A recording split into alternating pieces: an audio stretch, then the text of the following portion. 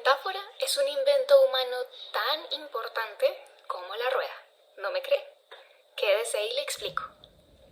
Bienvenidos al canal del profe de español, soy Juanita Burgos y hoy estoy como invitada para hablarles de un tema que me parece súper interesante, las metáforas. Espere, pero ¿qué es eso de que la metáfora es la rueda de la humanidad? Ah, no, que la humanidad es la rueda de la metáfora. ¿Qué es metáfora? ¡Wow! Despacio. Dije que la metáfora es un invento tan importante como la rueda, y no lo digo yo, lo dice el filósofo y escritor estadounidense Daniel Dennett. Y es que resulta que las metáforas distan muchísimo de ser solamente figuras literarias con las que adornamos nuestros poemas o que solo usamos en el ámbito literario. Bueno, ¿y entonces? La metáfora es un recurso expresivo que pertenece al grupo de figuras literarias o figuras retóricas y las utilizamos para llenar de emoción o de expresión nuestro discurso. Tenemos muchas figuras literarias, por ejemplo, tenemos la sinécdoque, el hiperbatón, el oxímoron, la anáfora y entre todas estas encontramos la metáfora. Esta consiste en describir una idea o un objeto a través del desplazamiento de significados entre dos o más términos para crear una relación y acentuar ciertas características.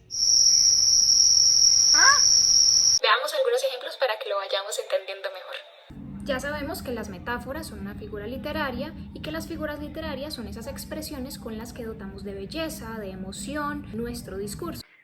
Sí, pero ¿cómo funcionan exactamente? ¿Cómo hago una metáfora? Hacemos metáforas cuando tomamos un concepto y lo trasladamos hacia otro sin que necesariamente haya una relación entre estos dos. Por ejemplo, si yo te digo, oye, tú iluminas mi vida. ¿qué entenderías? Bueno, que soy muy importante para ti y que sin mí estarías muy triste. Es solo el ejemplo, no te emociones. Pero sí, entendiste bien. Tomé todas estas características de la luz, el sol, el día, características positivas, y las trasladé hacia esos sentimientos que me causas.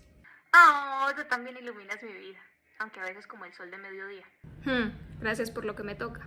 Por cierto, eso es también una metáfora. Aunque al estar encadenada con otra metáfora inicial, pasa de ser una metáfora a ser una alegoría. ¿Hay diferentes? Sí, hay muchas figuras retóricas.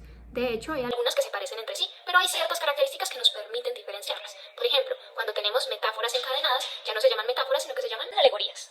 o si utilizamos la partícula Como, por ejemplo, para hacer esta relación, entonces ya no es una metáfora, sino que es un símil. Por ejemplo, si yo digo, tú eres como el sol que ilumina mi vida, la partícula como me está diciendo que lo que estoy utilizando es un símil y no una metáfora. pero si yo digo tú eres el sol de mi vida, estoy trasladando el significado hacia ti. Entonces ahí sí es metáfora. Si está la partícula como, entonces no es metáfora, sino es... Bueno. Quedémonos en metáfora, que es la que estoy entendiendo, y explícame por qué es un súper invento humano. Sí, quedémonos en la metáfora. Lo que pasa es que en nuestra vida cotidiana usamos las metáforas más de lo que creemos. Las usamos todo el tiempo para entender el mundo y para hacernos entender.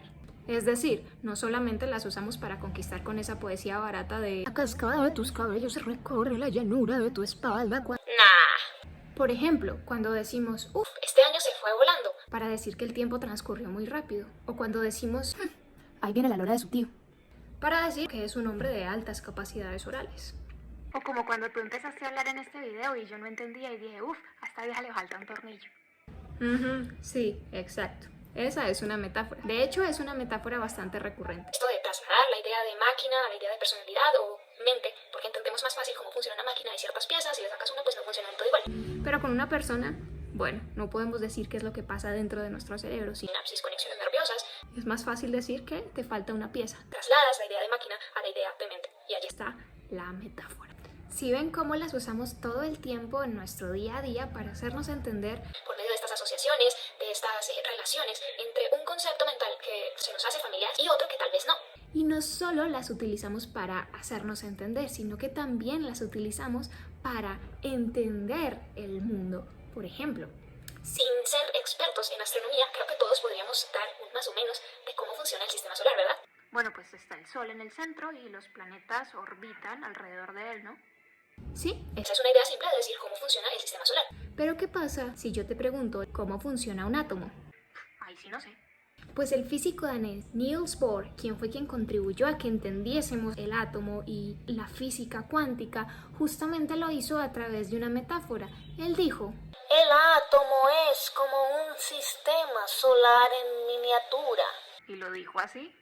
en mi mente sí, pero ese no es el punto. El punto es que utilizó una metáfora para ayudarnos a comprender algo tan complejo como el átomo. Entonces el núcleo es el Sol y los protones giran alrededor del núcleo, claro. Ajá, pero además de ser una herramienta comunicativa que usamos todos los días y que encontramos en casi todos los ámbitos de nuestra vida, las metáforas son una herramienta de poder.